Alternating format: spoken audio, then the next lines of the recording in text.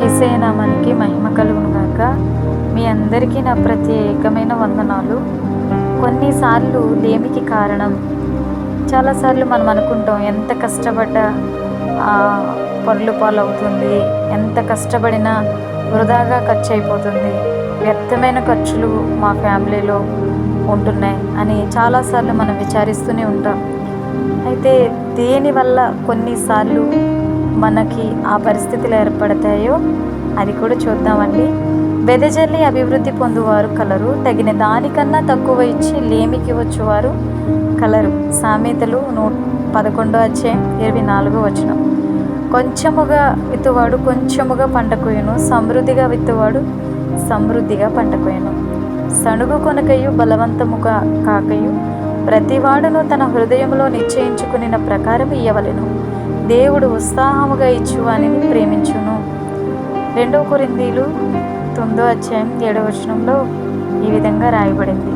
అలాగే దయదృష్టి గలవాడు తన ఆహారంలో కొంత దరిద్రునికి ఇచ్చును, అట్టివాడు దీవెన నొందును. సామెతలు 22:9.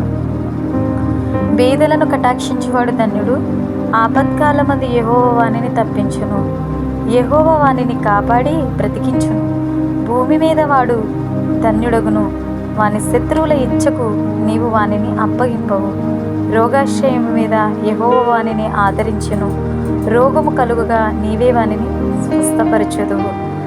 చూశారు కదండి, కొన్నిసార్లు దేవుడు మనకిచ్చిన సంపాదనలో పేదలకు ఇవ్వాల్సింది మనం పేదలకు ఇవ్వాలి. 10వ భాగం దేవుని సొమ్మది, దాన్ని దేవుని నామం నిమిత్తం మనం ఇవ్వాల్సిన వారమే. ఎందులో కూడా దొంగల వలె ద్రోహుల వలె కాకూడదు.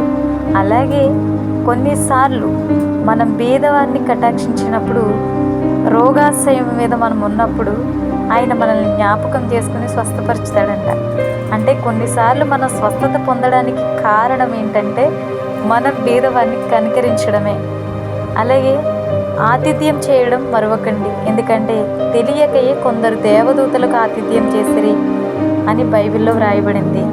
అలాగే కొన్నిసార్లు లేమికి కారణం తగిన దానికన్నా తక్కువ ఇస్తాం, కొన్నిసార్లు సణుగుతూ ఇస్తాం, కొన్నిసార్లు బలవంతంగా ఇస్తాం. అందుకే చాలాసార్లు ఆ ఆశీర్వాదం కోల్పోయేవారిగా ఉంటున్నాం.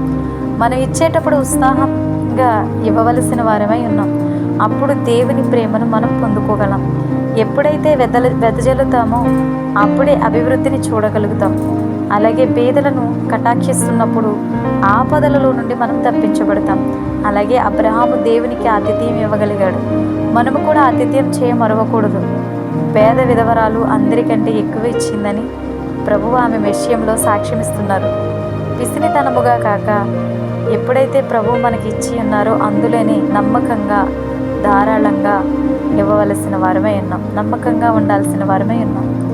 ఈ మాటలు మీ హృదయంలో ఫలింపచేయునుగాక. అందరికీ ప్రైజ్ లార్డ్ అండి.